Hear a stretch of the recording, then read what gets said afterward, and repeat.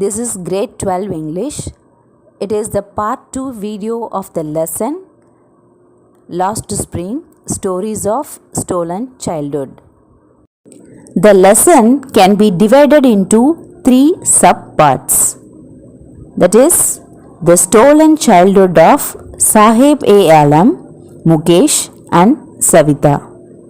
So this lesson is divided into 3 subparts. The stolen childhood of Sahib A. Alam, Mukesh and Savita. First subpart is about Sahib A. Alam. Let's see about Sahib. Sahib is a boy who picks up rags roaming street to street with his friends. Sahib and his entire family live in Simaburi. It is a slum area located on the periphery of Delhi. So Sahib is a rag picking boy. He roams street to street with his friends. Sahib and his entire family, they live in Simaburi. Actually, it is a slum area located on the periphery of Delhi. Periphery means border. We can say boundary. Boundary of Delhi. Though Sahib and his family have come from Bangladesh in 1971 as refugees, they settled here forever. Sahib and his family, their native place is Bangladesh. They have come here in 1971. That means into Simaburi. They have come in 1971 as refugees, and they settled there forever. Sahib's family is one among many rag pickers in Simaburi. So in Simaburi there are many rag pickers. Sahib's family is one among them. The area consists of mud structures with the roof of tin and tarpaulin. Tarpaulin, it is a material used for protecting exposed objects. So the area consists of mud structures with the roof of tin and tarpaulin.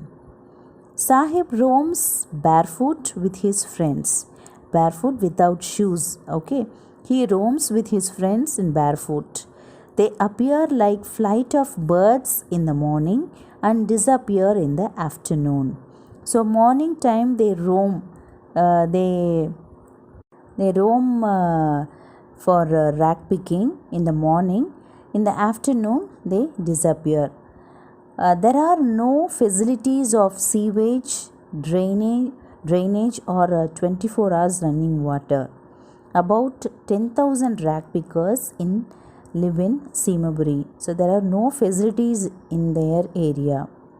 Sahib has also many dreams like a common child. But there is no one around him who could listen his sound of heart. So like other children, Sahib also has many dreams, but nobody is there to listen. He seems curious to have a pair of shoes. He wants to wear shoes. The shirt that he has worn looks discolored. He looks for gold in the garbage dumps. Here gold, it is not a gold coin, some useful things. Okay, valuable things. Sahib works at a tea stall where he paid rupees 800 and all meals. Though he doesn't like to work, but it is his compulsion.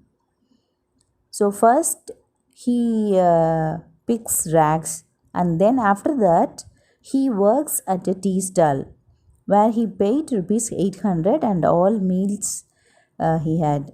But he doesn't like to work, but it is his compulsion. He has to work, he has to earn money.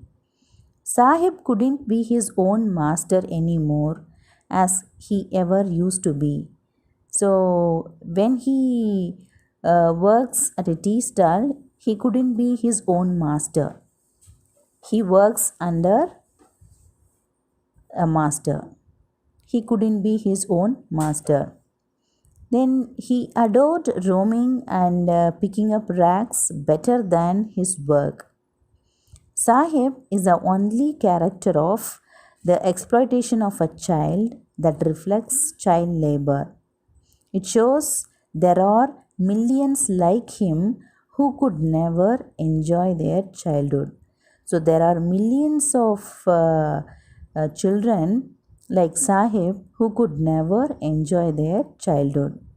Their dreams never come true. They lost their childhood and innocent dreams somewhere in this brutal world, in this cruel world, where no one feels from the heart like Sahib. So, like Sahib, millions of children they lost their childhood and innocent dreams in this brutal world. So, this is what about Sahib. Seemabri, Sahib's hometown. Around 10,000 rag pickers live in structures of mud with the roofs of tin and tarpaulin, devoid of sewage, drainage, or running water. Devoid means lacking. Okay, so around 10,000 rag pickers they live in structures of mud with roofs of tin and tarpaulin. Food is more important for survival than an identity. Survival, state of living. Food is more important for a person to live than an identity. Identity means recognition. Okay. So, food is more important to live than recognition. So, some women in Seemaburi they said, if at the end of the day we can feed our families and go to bed without an aching stomach, we would rather live here than in the fields that gave us no grain. So here in Seemaburi, they got something to eat. So they go to bed without an aching stomach. So they can feed their families. So they said they would rather live here, that means Seemaburi, than in their native place. They did not get grains, they did not get food to feed their families, but here they can get some food. The author asked Sahib about going to school. Sahib explained that there was no school in his neighborhood. There was no school in his neighborhood. He promised her to go to school when they built one. If they build a school near by his place, he promised her he will go to school. In half joking, the author asked Sahib whether he would come in case if she started one. If author started a school, she asked him whether he would come. Sahib smiled broadly and agreed to come. He was happy on hearing that. So he smiled and he agreed to come to school. Then after few days, he ran up to the author and asked if the school was ready. So after few days, Sahib met the author and he asked her if the school was ready. She told him no, if she started a school whether he would come or not.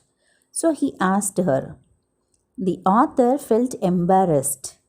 Felt embarrassed means she felt guilty because she had made a promise that was not meant.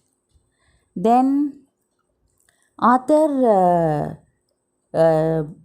talked with Sahib about going to school and his desire to have shoes.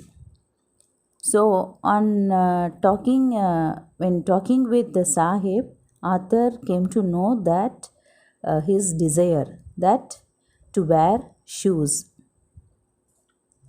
Next, perpetual state of poverty. Perpetual means permanent, everlasting, that means never ending state of poverty. Sahib is wearing discarded tennis shoes. Discarded means rejected. Okay, it was thrown in a garbage dump. He got those shoes from there, so he is wearing that tennis shoes. One of them has a hole. One of the shoes has a hole. Sahib does not bother about the hole.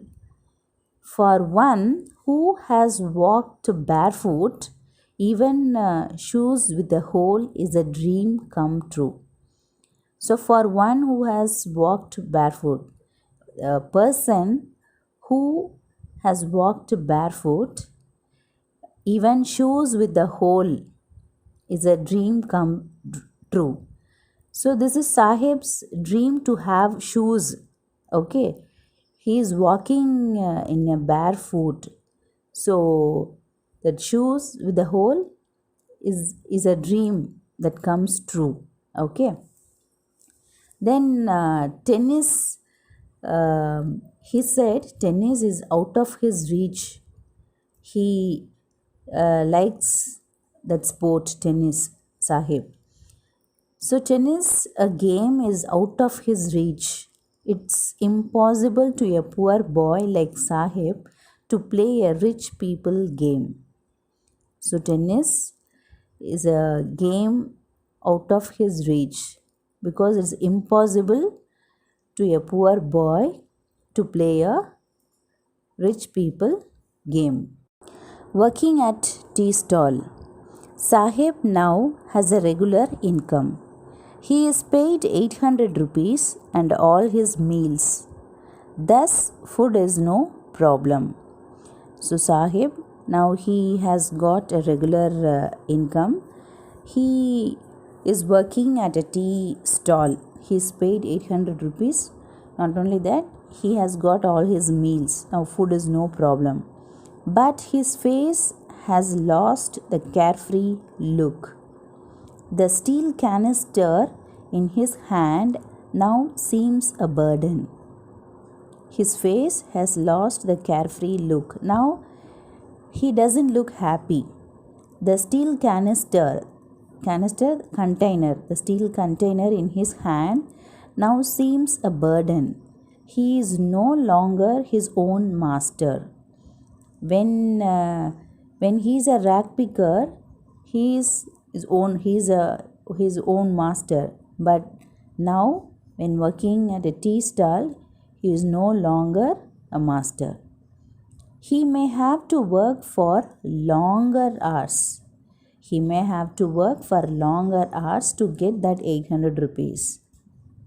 The helplessness of doing things at his own will make him sad. So the helplessness of doing things at his own will make him sad. When he is a rag picker, he is very happy. But now his helplessness of doing things at his own will make him sad.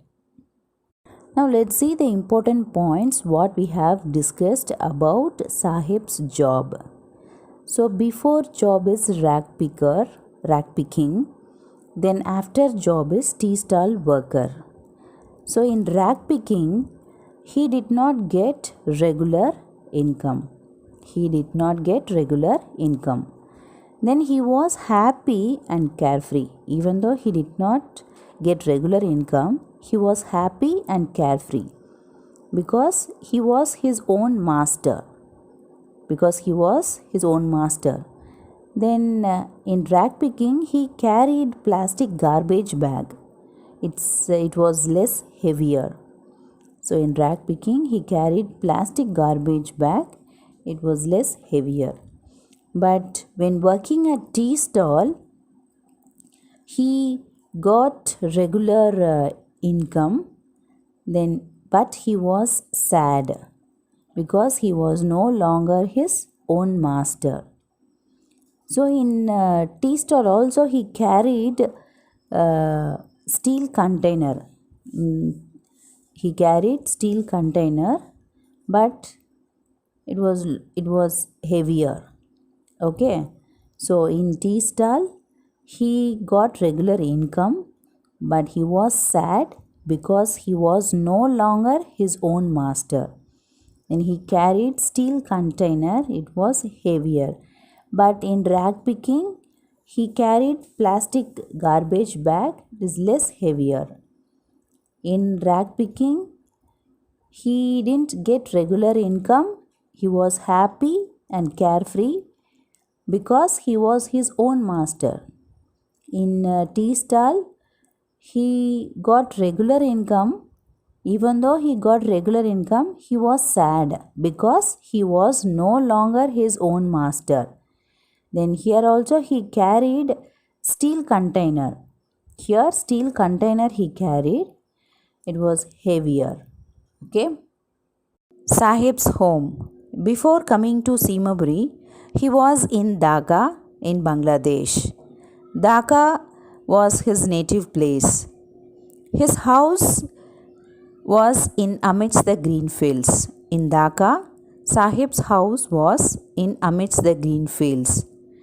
Their role was farming, that means their job was farming. In the storm, his house and fields were destroyed. So, they did not have any job, they did not have food to eat. So, they came to Simaburi as refugees. Simaburi is in the border of Delhi. In Simaburi, his house is in the slums.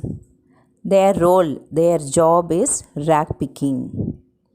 Garbage to them is gold. Here, gold refers to work, their job. So, what's their job? Rag picking. So, where they pick their rags? In the garbage. So, garbage to them is gold. So, Sahib's home before was Dhaka in the amidst of the green fields.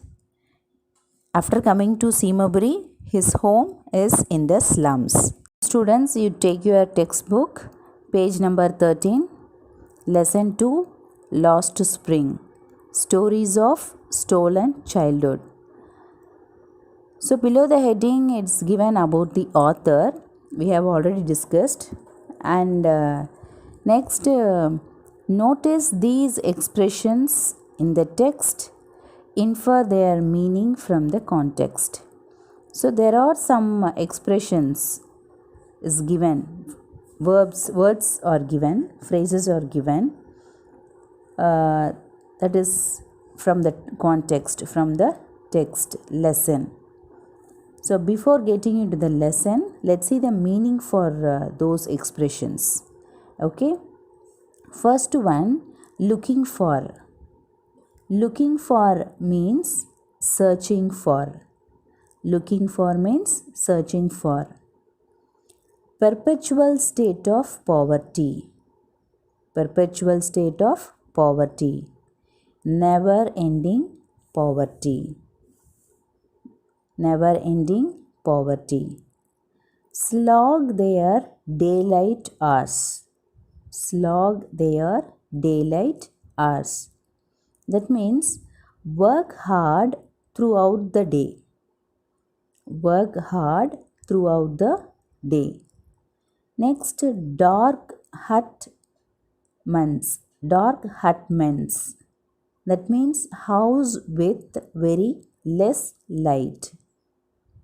Dark hut months means house with very less light.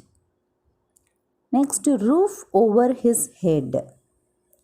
Roof over his head means a house to live. A house to live. Next, imposed the baggage on the child. Imposed the baggage on the child. That means forcibly put burden on the child. That means forcibly put burden on the child. So again I'll repeat the meaning. Looking for, searching for. Perpetual state of poverty, never ending poverty. Slog their daylight hours, work hard throughout the day. Dark hutman's house with very less light. Roof over his head, a house to live. Imposed the baggage on the child. Forcibly put burden on the child. Now let's go to the lesson. Sometimes I find a rupee in the garbage. Sometimes I find a rupee in the garbage. Why do you do this? I ask Sahib, whom I encounter every morning scrounging for gold in the garbage dumps of my neighborhood. Why do you do this? I ask Sahib, whom I encounter every morning scrounging for gold in the garbage dumps of my neighborhood. So here encounter means meet. So note down the meanings in your text, children. Encounter means meet. Scrounging means searching. Okay, searching. Next, scrounging for gold. Here it's given scrounging for gold. Searching to obtain of value. Okay, something here value means the things which are useful to them. So here the story starts with an answer. Is given, no? Sometimes I find a rupee in the garbage. So the story starts with an answer that occasionally Sahib finds a rupee in the garbage. So here Sahib said sometimes, occasionally he finds a rupee in the garbage. The narrator meets Sahib every morning. While Sahib would be searching the garbage to obtain something of value. So the narrator meets Sahib every morning while he would be searching the garbage to obtain something of value. Narrator asks Sahib why he does that. So why he is searching. Okay. So here in this para, gold means something of high value. What he did get in their native place. So something useful for them. Okay. Here the story starts with an answer. What answer? That Sahib, he finds a rupee sometime in the garbage. So narrator meets Sahib every morning while he would be searching the garbage to obtain something of value. Sahib left his home long ago. Set amidst the green fields of Dhaka, his home is not even a distant memory. There were many storms that swept away their fields and homes, his mother tells him. Sahib left his home long ago, set amidst the green fields of Dhaka. His home is not even a distant memory. There were many storms that swept away their fields and homes, his mother tells him. Amidst means in the middle of. Amidst means in the middle of. Distant memory. Distant memory means memory of long time ago. Memory of long time ago. Swept away. Swept away means taken away by water. Taken away by water. otherwise destroyed. So here Sahib's home was in the middle of green fields of Dhaka. Where is Dhaka? It is in Bangladesh. So Sahib's home was in the middle of green fields of Dhaka. He does not remember anything about his home because he had left it long ago. So he does not remember anything about his home. That means in Dhaka, because he had left it long ago. Many floods used to come there. During flood, their house and fields got destroyed. So in flood, their house and field got destroyed. Okay, that's why they left, looking for gold in the big city where he now lives. I have nothing else to do, he mutters, looking away. That's why they left, looking for gold in the big city where he now lives. I have nothing else to do, he mutters. Mutters means speaks in low voice. Okay, speaks in low voice, mutters. So here they left Dhaka and came to the Delhi city to find something valuable. So in Dhaka their field and house were destroyed by flood. So they left Dhaka and came to the Delhi city to find something valuable.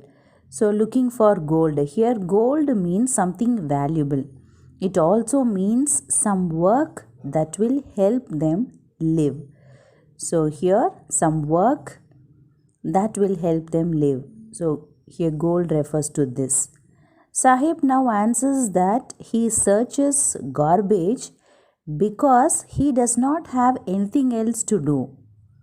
Okay, because he does not have anything else to do. So that's why he searches garbage. Go to school, I say glibly, realizing immediately how hollow the advice must sound. There is no school in my neighborhood. When they build one, I will go. So here, go to school, I say glibly. Here, the narrator say glibly. Glibly means without thought. Okay. And hollow, realizing immediately how hollow the advice. Here hollow means meaningless. Okay, there is no school in my neighborhood. When they build one, I will go. Without much thinking, here writer advises Sahib to go to school. Immediately she realizes that this advice is not useful. So without thinking, the writer advises Sahib to go to school. Then she realizes that this advice is not useful. Sahib then replies that there is no school near his place of stay. So there is no school in his neighborhood. So he tells that if a school is built in his neighborhood, he will go. So when the author asks Sahib to go to school, he replies that there is no school in his neighborhood. And if any school is built, then he said he will go. If I start a school, will you come? I ask, half joking. Yes, he says, smiling broadly. A few days later, I see him running up to me. Is your school ready? So here the writer asks Sahib, if she started a school, will he come? Then writer appears to be making a joke out of Sahib. In half joking, she asked this. Okay, whether he will come if she started a school. Then Sahib replies yes. Then after some days, Sahib came running near to the writer. Then he asked the writer if the school is ready. Because she asks him no, whether he will come if she started a school. So he asks the writer if the school is ready. It takes longer to build a school, I say, embarrassed at having made a promise that was not meant. But promises like mine abound in every corner of his bleak world. It takes longer to build a school, I say. Embarrassed. Embarrassed means ashamed. And having made a promise that was not meant. But promises like mine abound. Abound means plenty. Abound means plenty. In every corner of his bleak world. Bleak world, that means unpleasant. Okay, unpleasant world. So here writer replies that it takes more time to build a school. It takes more time to build a school. So the writer felt ashamed because she gave a hope which she could not fulfill. She told him that if she started a school, so that she could not fulfill. She gave a hope which she could not fulfill. So the writer felt ashamed. The life of Sahib is without any hope. Life of Sahib is without any hope. Such type of promises are many in his life. Here such type of promises means what? Talks, assurances or promises that will never become true for Sahib. So many they gave assurances, talks, promises that will never become true for Sahib. So that's why here it's given such type of promises which could not be fulfilled, which will never become true for Sahib. So such type of promises are many in his life. After months of knowing him, I ask him his name. Sahib-e-Alam, he announces. He does not know what it means. If he knew its meaning, Lord of the universe, he would have a hard time believing it. So after months of knowing him, I ask him his name. Who? Narrator asks Sahib his name. Sahib-e-Alam, he announces. He says, what's his name? Sahib-e-Alam. He does not know what it means. If he knew its meaning, Lord of the universe, that means king of the world. Lord of the universe means the king of the world. He would have a hard time believing it. So here what is given? The writer asks his name after many months. So he replies Sahib-e-Alam. So what he says, what's his name? Sahib-e-Alam. This means king of the world. Writer feels he does not know the meaning of his name. Yes, really, he does not know the meaning of his name. Then writer thinks Sahib would have difficulty to accept the meaning of his name. It's a difficulty for him to accept the meaning of his name. Here the writer is pointing out the irony of his name.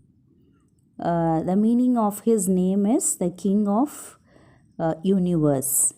But Sahib is a rag picker. His life is opposite of a king. So here what's Sahib's full name? Sahib-e-Alam. That means the king of the world. So he does not know his name actually. It is difficulty for him to accept the meaning of his name. So what's the meaning of his name? The king of the world. His life is opposite of a king. So it is difficulty for him to accept the meaning of his name. Unaware of what his name represents, he roams the streets with his friends, an army of barefoot boys who appear like the morning birds and disappear at noon. Over the months, I have come to recognize each of them. Unaware means not knowing, unaware of what his name represents. It means he does not know the meaning of his name. He roams the streets with his friends. Roams means walks aimlessly. He roams the streets with his friends. An army of barefoot boys. Barefoot means without shoes or a slipper in foot. That means wearing nothing in the feet. So, who appear like the morning birds and disappear at noon. Over the months, I have come to recognize. That means the writer started recognizing each of them. So, unaware means not knowing. Roams, walks aimlessly. Barefoot without shoes or slipper in foot. Come to recognize means started recognizing. So Sahib does not know the meaning of his name. He walks aimlessly in the streets with his friends. All of them do not have shoes or slippers in their feet. They come in streets in the morning and go back in the afternoon. They are being compared as birds. Okay, they are compared to birds who come for a fixed duration. Okay, because what they come in the streets only in the morning, but they go back. So that is here it's given. It is said as birds. Birds come for a fixed duration. Then after many months, writer recognizes each of them. Not only Sahib, here his friends also they roam with him. So after many months, here writer recognizes each of them.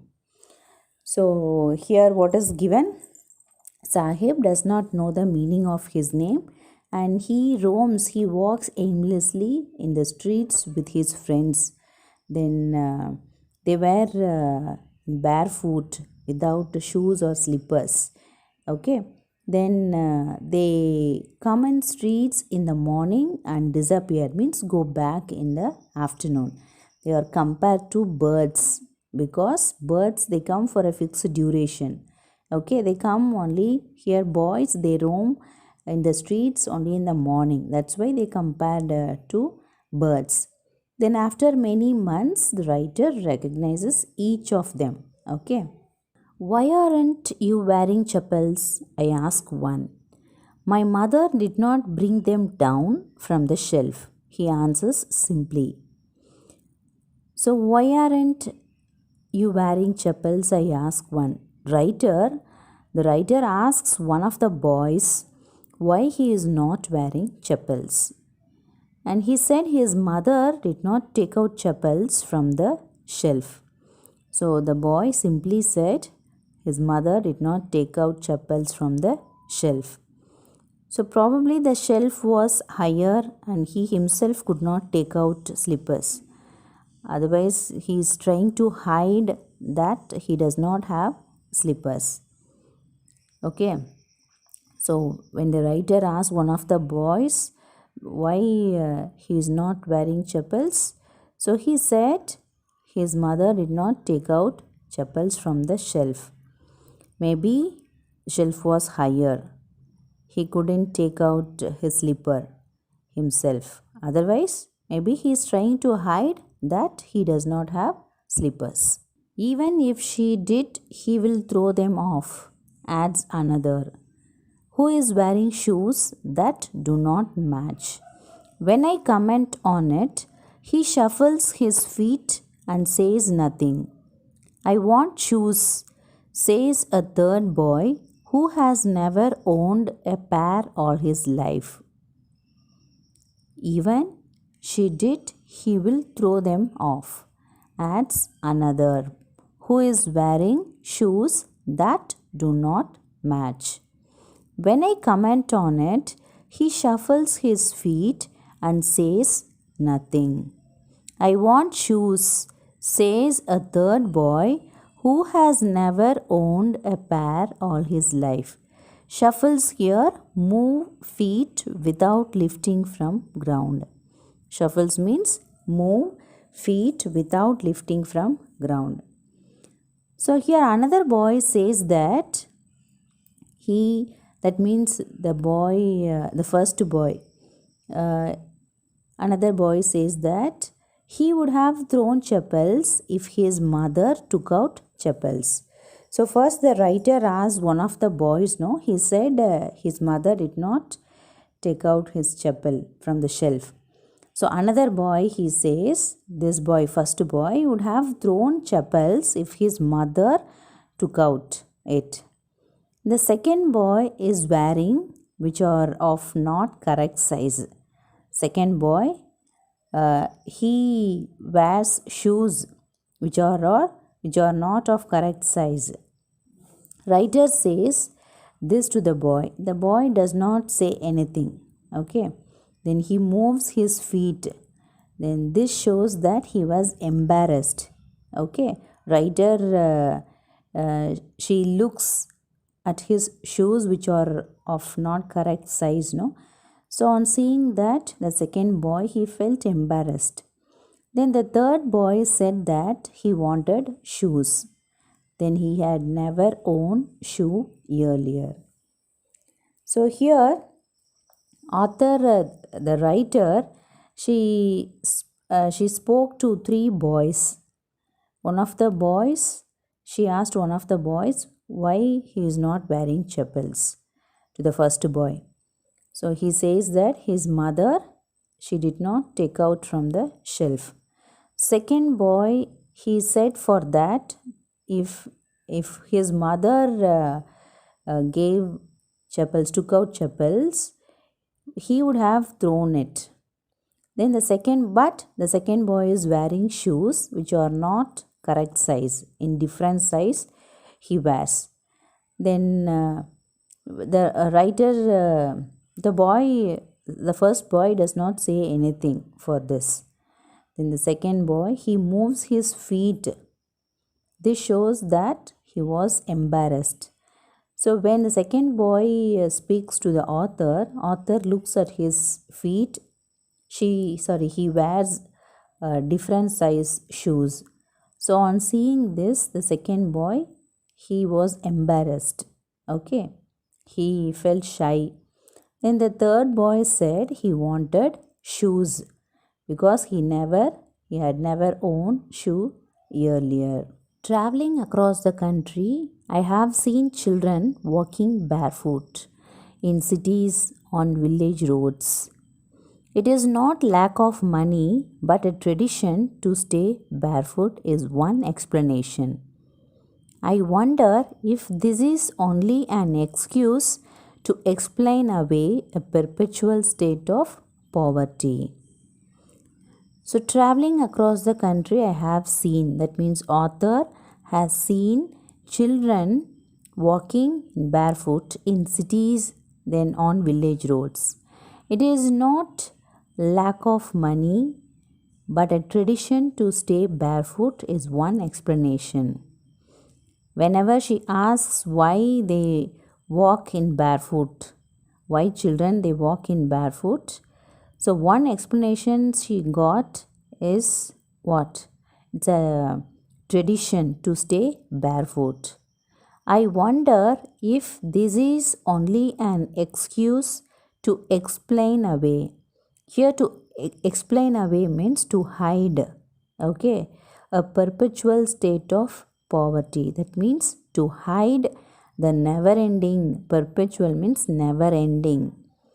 Okay. Never ending state of poverty. So here the writer has seen children barefoot throughout the country. Okay. So whenever whenever she travels, She has seen so many children in barefoot throughout the country. The writer here has traveled to many places in the country. So, the explanation normally given whenever she asks them why they are in barefoot, normally their explanation is it was their tradition to remain barefoot. It was not lack of money. Here, writer she feels it an explanation or excuse to hide their never-ending poverty. So they hide their poverty by telling this explanation, that is, it is a tradition to stay barefoot. It is a what? It is a explanation of the children why they are in barefoot. So what is given here? The writer has traveled to many places in the country. She has seen children in barefoot. So the reason why they are in barefoot is what they said means it was a tradition to remain barefoot. It was not lack of money. This is the explanation or excuse to hide their poverty. I stop up to this. The remaining part of the lesson will be continued in the upcoming videos. Thank you, children.